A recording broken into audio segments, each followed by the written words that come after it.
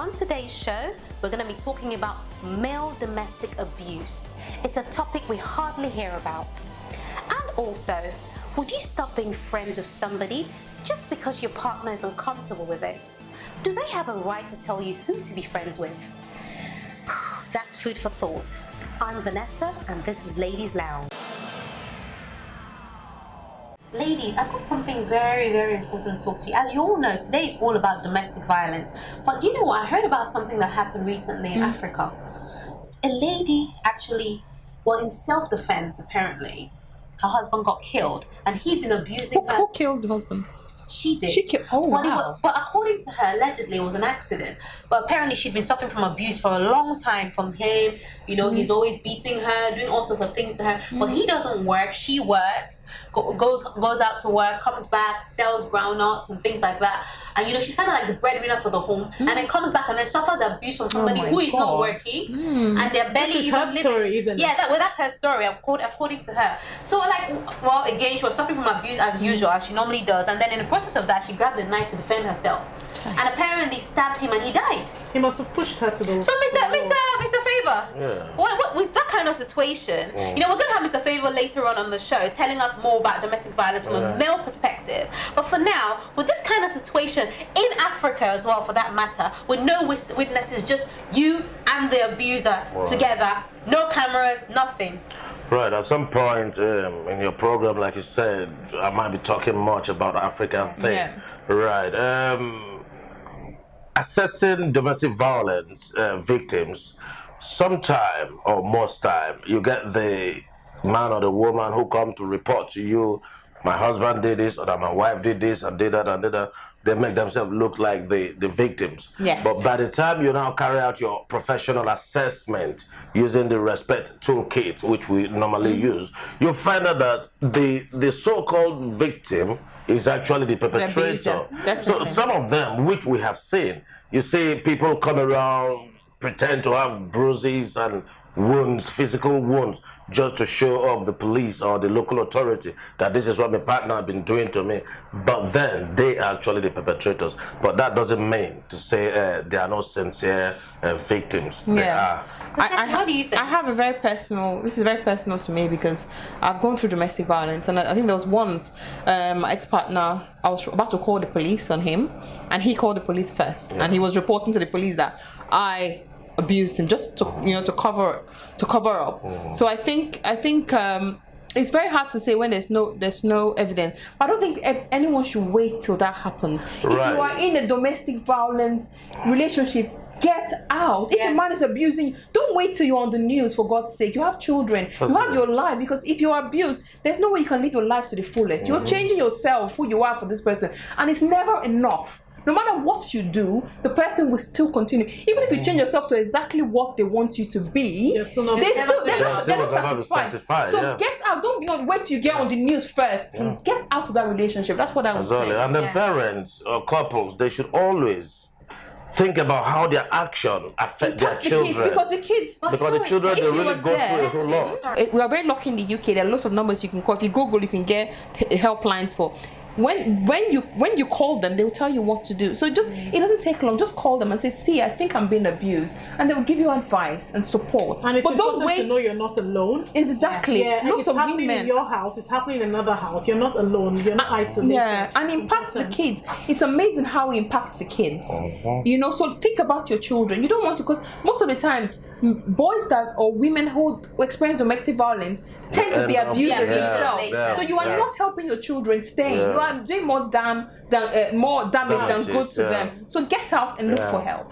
So guys, you know, like also, I don't know if you guys like go to church and stuff, but you know, like in church, there's always things about forgiveness, and they encourage you to stay in an abusive relationship and pray. What do you like? What have you heard about that data? I haven't really, but I want to think that every person who is a Christian should be a Christian for themselves and not just for what the pastor says. You're the one in the relationship being beaten and being abused in all sorts of ways, and you know you're the one wearing the shoes. You know where it pinches you, so you know how it is for you. That, you know, I mean, You want to be alive. There's something my pastor said. He said if a man is abusing you, you report to them. They will call the police, arrest him, and then they'll give you advice. Sorry, can I Sorry, go ahead. Because we've had lots of clients, especially from African perspective, as well Nigerians, where they come, Nigerians and Ghanaians, when they come, say, oh, that my husband had deserted me or my wife had deserted me. So I now say to them, why? Even with all these children that you've got, why has all this happened? He said, well, I reported it to my pastor. My pastor says, yeah, I should divorce him. That's wrong. But does your pastor know the implication of the advice? Yeah. He's not registered as a psychotherapist or a relationship counselor. Yes, he may have gone to the seminary where they learn about the theological trainings, Bible and all that, telling you what Jesus Christ said. But like you said, Jesus Christ never said you should be in an abusive relationship where you'll be killed and you will just die. I mean, that's what Dr. said. Christianity For you. personal. Christianity is personal. I'm not here to talk about Christianity. We're going to talk more about this, about domestic violence when we come back from the break. This is a very interesting topic and we could be here all day, but we'll be right back. Let's take a quick break. Welcome back. This is still Ladies Lounge, and as we said earlier on the show today, we have a very important topic to talk about, which is domestic violence. And this is not just domestic violence on women, which is what we're used to hearing about. This is domestic violence on men. Now, here with me I have our guest for today, Mr. Favor Alexander. Welcome to the show, sir, and thank you for your time today. Thank you very much. Can you just tell us about what is domestic violence?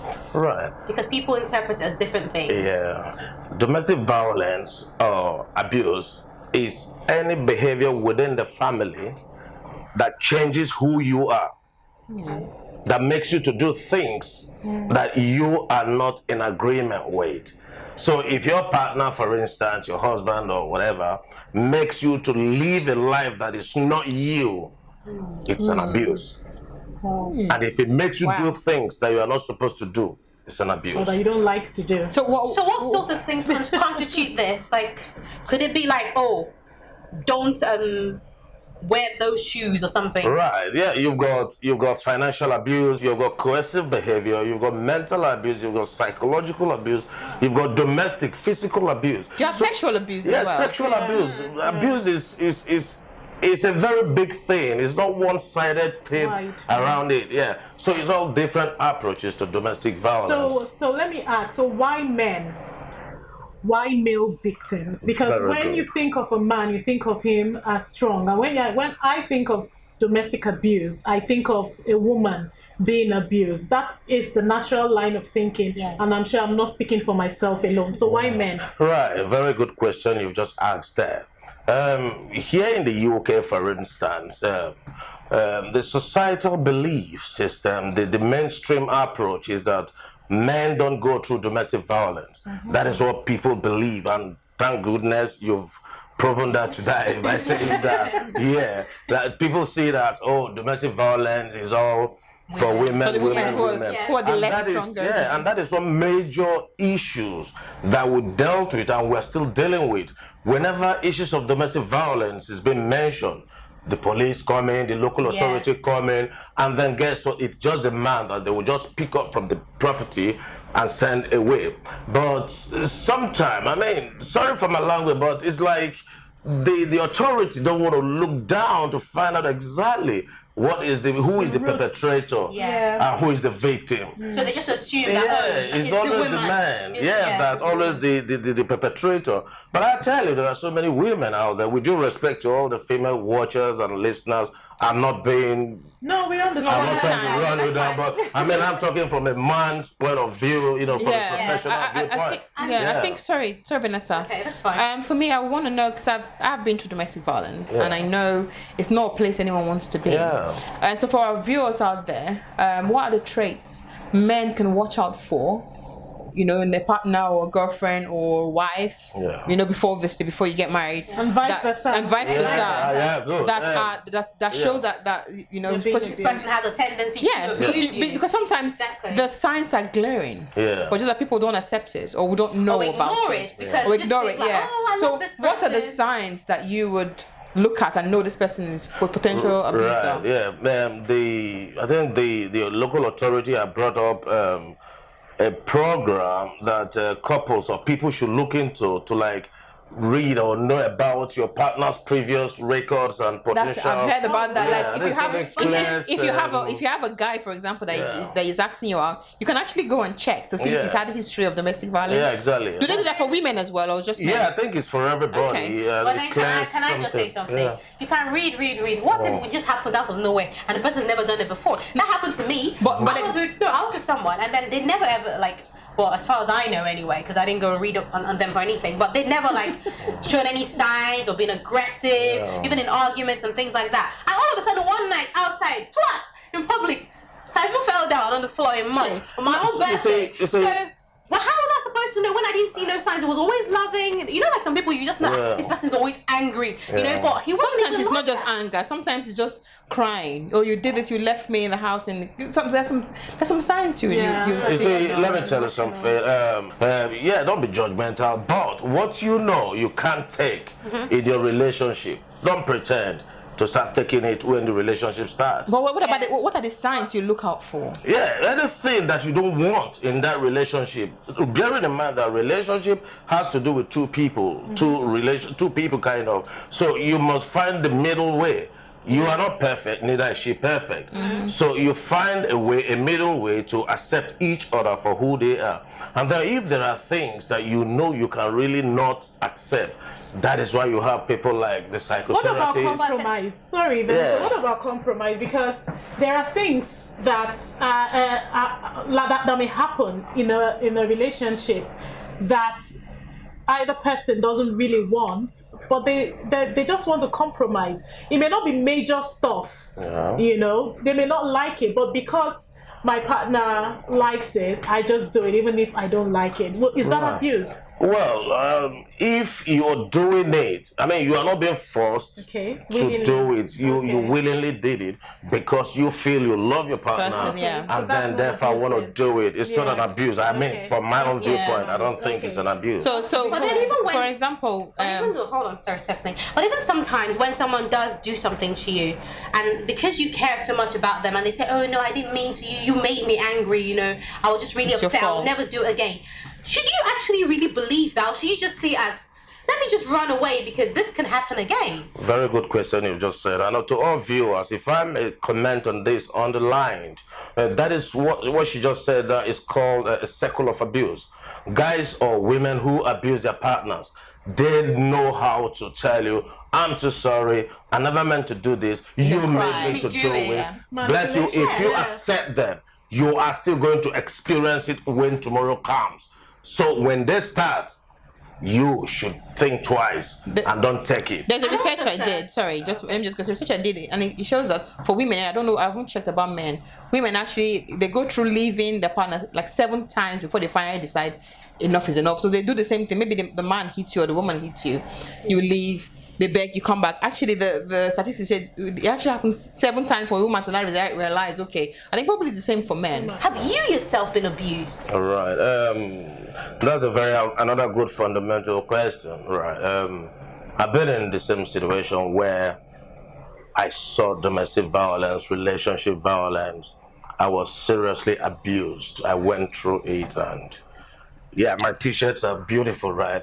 But when I take them off, the kind of marks and stabs you see, you won't love them. You know, so I went through all this. You know, but considering the fact that my kids then were very, very little, so I couldn't leave the relationship. I was being abused. I couldn't say anything, you know, that I went through. So, and all through that period of about 5 to 6 years in interval, I've been searching online on Google, searching for help and all that to see if I could get any support. But all I could see was support for women, support for women. I mean, there was a day, one of the days that she broke my head and I was seriously bleeding and all that. So I had to ring up this number I saw on the on Google, you know, And then the person I spoke with was really mad at me. He says, look, you've got issues with yourself. You go and deal with your anger. Oh my It's not your wife. Your wife cannot be that angry. Oh my God. So I mean, I was bleeding. I was telling this gentleman, look, man, I'm bleeding. Can you just help me? What can I do? I can't continue taking this. But he got so mad and hung the phone on me.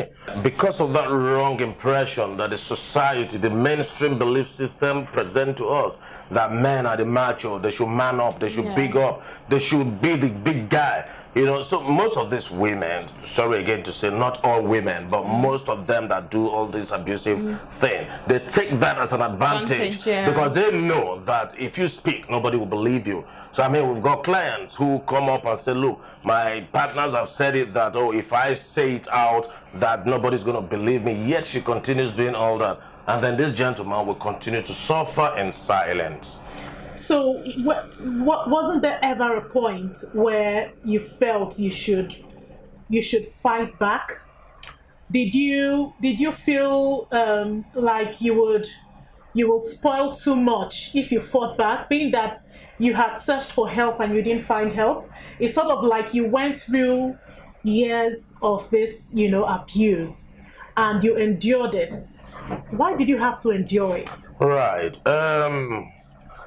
In the society that we live in today, when you talk about this issue of domestic violence, it takes so much for anyone to believe what you're going to say.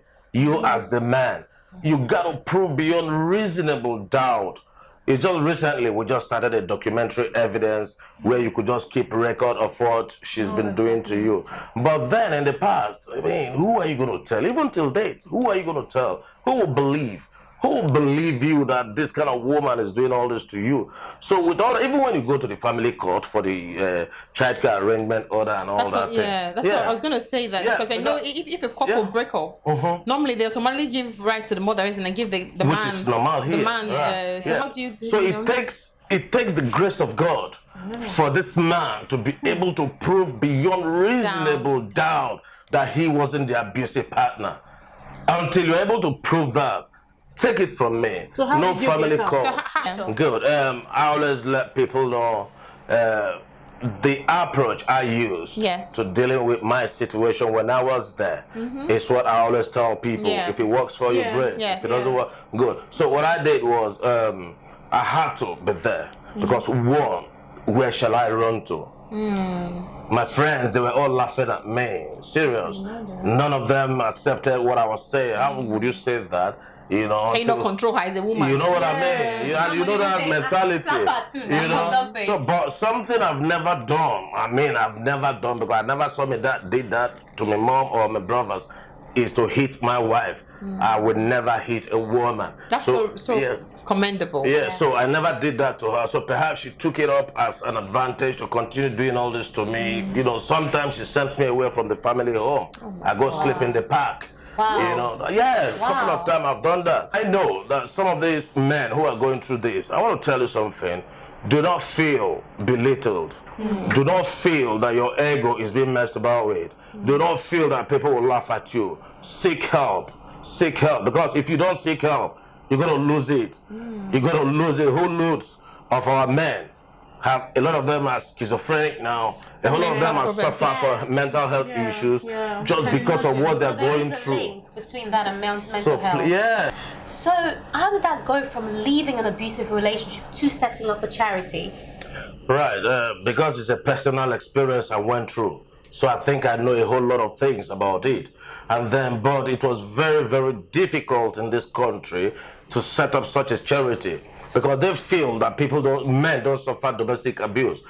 People find it so difficult to support what we're doing. In fact, thanks goodness, and I'm still proud of them, the big Lotto funding. Those guys are brilliant. Those guys are wonderful.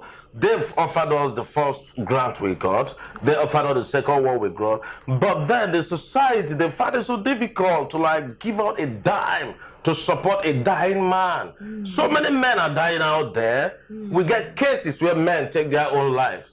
So if people are interested in what we are doing, they should give out help. We got volunteers working for us from more universities. They come to learn and help us to work. These men, they need payment. We give How them can something. we help? Yeah. So how can people watching support your charity? What can we do? They will see the website is there. There is an online donation. Whatever you can donate is good for us. Nothing is too big, neither is too small. Right. So I think with your support, we could do more. We could do more. So, Mr. Favor, as you've been here today, is there anything that you would like to let our viewers know? Any man at home watching, any last words, any support, any way that, they can get help? Yeah, for you all, for you men out there watching, right? Please, if you feel you've gone through this whole phase of abusive relationship, please seek help. Visit the website. Talk to us. We are not judgmental. Because why I tell you this, if you lose your life, she moves on. She will meet another guy much better than you. So you seek help while you still can. Visit our website and then we can talk to you. Wow. That's it. Okay, guys, it's been so interesting, Mr. Favor, having you here on the show today. It's been so educative. We've learned a lot from you, and we're happy that, we've expanded our knowledge, because normally we always knew about women being abused. So thank you very much for your time today. Thank you. Any men out there suffering from domestic violence and silence, don't keep quiet. Scream no. Take action today. And I hope that you've learned a lot and you're inspired to leave that abusive relationship today. Thank you, sir, for coming on the show. Yeah. It's been a pleasure. We're just going to go on a quick break and we'll be right back. Welcome back, everyone. I know we've had an informative day, and but on a light, well, not necessarily a lighter note, but we have a viewer who has written in, and she is saying her husband doesn't like her friend. And this is the friend she's had for a very long time. Husband's reasons are she's been divorced twice. So she's asking, what can I do? Well, He said he doesn't want to see her again. That's the friend, I mean. he doesn't want the friend coming round. No, he doesn't. Well, to be honest with you, I just think that that's wrong, because at the end of the day, why should you penalize someone because they've been divorced or divorced twice? It doesn't necessarily mean that because they've been divorced twice is their fault. Should they have just stayed for the sake of staying? It could be a situation where they were abused, in line with the topic we've been discussing today, and they just felt like they had to leave. But then they left for their life. They should not be suffer for it, and they should not lose friends because of that. At the end of the day, you shouldn't judge people just because they've been divorced. Yeah, you're gonna say. I think it's wrong. I think the man doesn't have, I would say right, but he doesn't have a right to tell you not to have a friend. A woman being divorced doesn't make her a bad person. So maybe the underlying issues, but from what I can see, being a woman being divorced doesn't change anything. I think Africans were used to putting people in the box, and it might not be her fault. So I don't think it's right for him to tell him that. I think that's I know. So we discussed this off air. Is a part of abuse. I think it shouldn't really determine your friends. Let's hear from Mr. Favor. Yeah. Let's hear. The thing is, in the first place, that's a massive abuse for any man or woman to talk that way or to even reason that way. One, before you met your partner, she had a She life. had that friend. She had a life, or he had a life. So now coming into a relationship does not make you be so judgmental about who her friend should be or who his friend should be, because you know nothing absolutely about this character. So that judgmental approach is a very terrible thing in our society We today. put people in the box, isn't it? Even though we are making assumptions here, we don't know why this man has said so. No matter what the reason What is. she's saying is if because the he's been person- divorced. She stated it, isn't it? Yeah, saying that somebody is divorced. Because She stated this, yes. Did. Saying that because somebody has been divorced, therefore they shouldn't go out with people who have not been divorced. I mean, that's being so judgmental. And so people need to see a psychotherapist or even a psychiatrist to sort their heads out. So relationship doesn't have to do with because she's divorced or he's divorced. I mean, that's even a good experience. Someone has actually because called if me. they've gone through it, they'll be able to live better life and give proper counsel. Yeah, if go you know ahead, what I mean. Let's hear you. Someone has actually called a very close friend of mine, called her husband and said my friend should be my friend because I've been divorced and remarried. So it's not just the husband. It's a thing about Africa, isn't it? It's something we try to put people in a certain box without even knowing their story. It's not So I just think it's we not, should it's not just judgmental. Africans. It's not just Africans. It could be, I mean, individual issue. You could be that kind of person who don't just want people to hook up or feel free in their life and association with others. I think a certain amount of Somebody could Can just I be there. just drop in something? Yeah, Because I please. think if a man is worried that his wife is friends with a divorced person, he should be able to trust the judgment of the woman to know when a friend is bad for her, not tell her to leave a friend. I don't know if you understand what I mean. She should be able to judge for herself. If, for instance, the reason he's saying that is this person is a bad person, because it also could be that that person was a bad person, that's why he divorced. Excuse me, But he should madam. trust the judgment of his wife. But what right have you to judge another person, to say this is wrong, this person is bad, or this person? Someone could have bad habits. Someone could have bad habits. You that is the judge. But you should know me to be clever enough to That's be able what to I'm have my saying. friends. That's exactly what I've No one is expressed. perfect. That's But exactly what I've the expressed. partner who is saying all this, are they themselves perfect? Exactly. No one is perfect. So if nobody is perfect, you should be able to accommodate each other and then set boundaries. Yeah. So instead of your friend coming to my house to smoke cigarette or do some kind of crazy things which I don't do in my house, I'll tell them, excuse me, gentleman, or excuse me, lady, please, I don't do this in your your home. house, And yeah. that's it. So, on a final note, what instance can there be for a spouse to ask their spouse to stop being friends with a particular person? Can I answer the question? Yes, please. I don't think you can stop anyone from seeing anybody. You give your advice and it's up to him to decide. That's all. So you trying to get him to stop, it's a controlling behavior. It is.